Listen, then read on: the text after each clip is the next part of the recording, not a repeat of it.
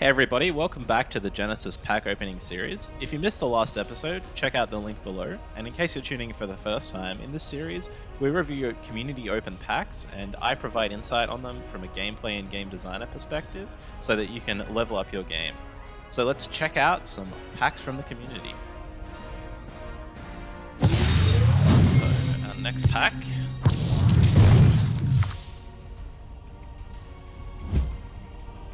So we have Trapdoor Assassin. This is a staple deception aggressive card, so it's 2 mana 4/1 with hidden and flank. So this is one of the better cards at just getting really aggressive with deception and just getting around those frontline creatures with flank, and you're almost guaranteed to get one hit in because it has hidden, unless you're coming up against these cheap small area of effect type spells. So I really like Trapdoor Assassin. We're going to be seeing this card for forever. It's an awesome card at just getting some really guaranteed damage in on your opponent, because if you draw it later on in the game, you're still likely to get at least one hit in. Valkyrie Heartsworn. So this is a 1 mana 3/1 Viking card with raw, give a friendly Viking health +1. So very important card to Vikings. It's quite a good stat line, so it's essentially a 1 mana 3/2 if you have a Viking on the board, which is a very good stat line early on. And I'd be putting this in pretty much every Viking deck, especially the more aggressive ones, which Vikings tend to be. Sanctify is one of the best light cards in the game, I feel. So this is a 2 mana spell that says give ward to all creatures with 2 strength or less and draw a card. So it replaces itself and you're getting a huge effect. So this is like very annoying to magic decks to deal with, or death decks, which kind of rely on getting rid of all of your small creatures, because it just gives all your creatures ward and you just don't care about those big infernos. And you're getting to replace itself as well, so really cool card. So next we have Iron-Tooth Goblin in Shadow. Love this card. Might be one of my favorite neutral cards in the game. So it's a 2 mana 2/2 with raw, remove 3 durability from your opponent's relic. And the reason this card is great is because it answers relics. So cards that are answers are always going to see a lot of play in the right metagame. So if the metagame ever shifts towards very relic heavy decks, which we have seen a few times in the past, Iron-Tooth Goblin will see a lot of play, because it's not only is it just a good body by itself, but it has a lot of upside. So I'm a huge fan of the Goblin.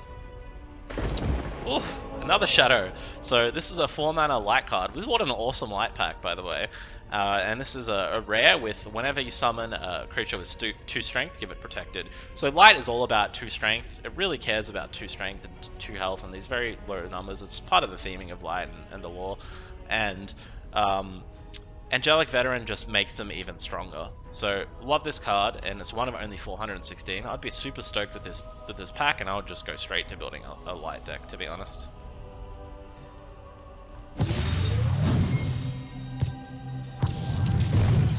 Cool, so with our next pack, our first card is Mana Thief. This is a rare deception card. The raw moves one of your mana locks to your opponent's mana gems, and then Afterlife, move it back. So what this essentially does is it slows down your opponent from getting to whatever mana they're after later on, and they can only get that mana back if they kill the Mana Thief. And there's a really tricky thing you can do here, which is to play the Mana Thief and then return it to your hand with things like Amplification Machine and play the Raw again. So your opponent is actually only getting one of the Afterlife effect triggering, which is really interesting. But yeah, Mana Thief is an awesome card. Very tricky card too, so it's very hard to use. Annoying Combatant is a powerhouse. It's a 5 mana neutral card with frontline, and it basically just slows down those aggressive aggro nature, maybe light decks with a bunch of small creatures that only have around 2 or 3 health and really want to be attacking you rather than a frontline. So Annoying Combatant is just a very staple card that we'll see around for forever.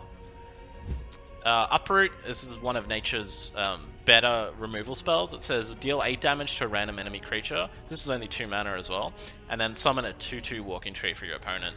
So you might be looking at this card being like, why do I want to give my opponent a 2/2 Walking Tree? That seems bad for me. But the value in this card is that you're paying 2 mana to deal 8 damage, which is massive.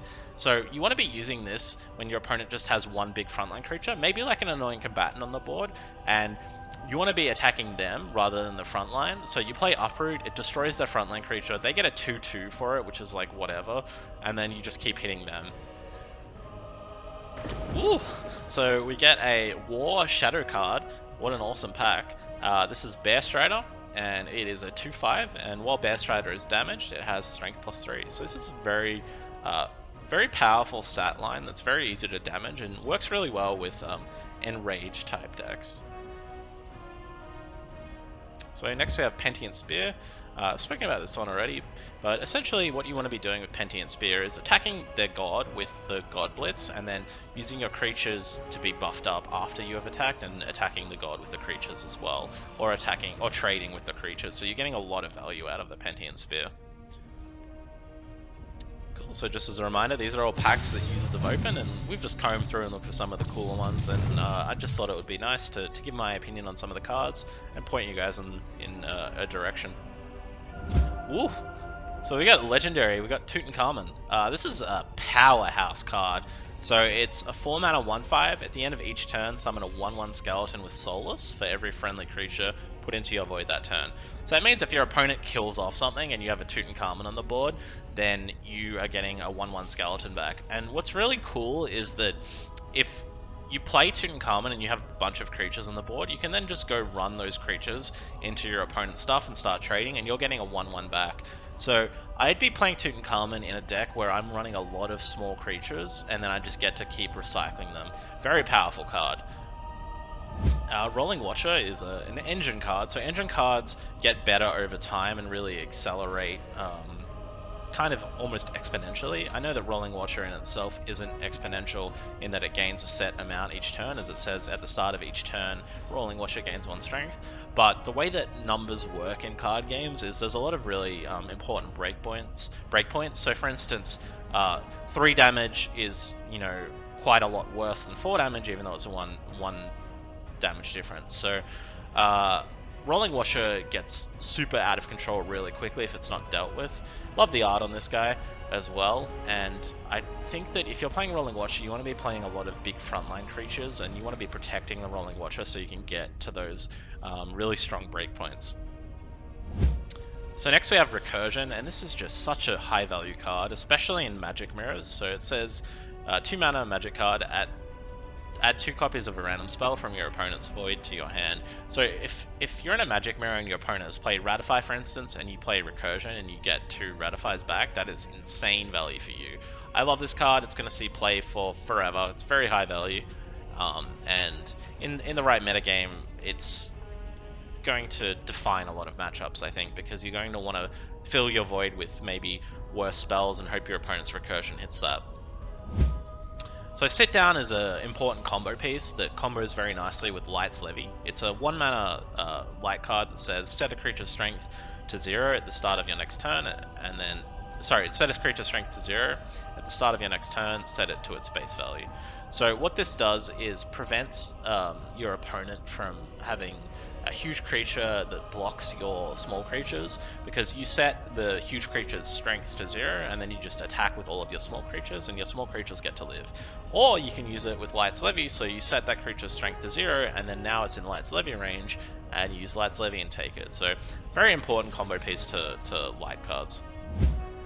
So next we have Prodigious Armourer. This is another engine card that gets better over time. It's 3 mana with backline, and at the end of your turn, give health +1 to a random friendly creature, and also has 2/3 of stats. So really, when you're playing this card, it's really 2/4 of stats for 3 mana, which is okay. It's pretty decent, but it also has backline, which makes it maybe better than decent. And then the next turn, it's even better, and then it's even better and even better. So this snowballs out of control very fast, and if your opponent doesn't deal with this, more often than not, they're going to be losing that game. Thanks so much for watching, everybody. Please visit our Discord if you want to share some packs that you've opened yourselves, or if you have some really cool stories about packs you've opened, please just comment below.